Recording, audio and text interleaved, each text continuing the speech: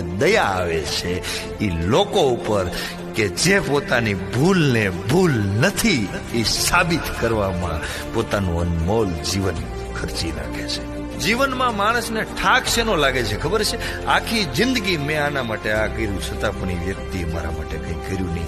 આ અપેક્ષા માણસને જીવનમાં ઠકવી દે છે.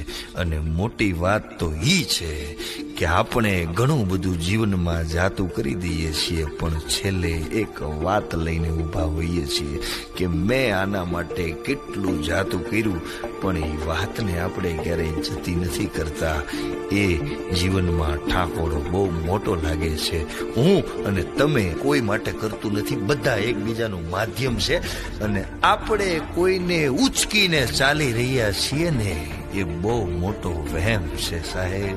નીચે નજર નાખીને જોજો, મને અને તમને પણ કોઈ ઉચકીને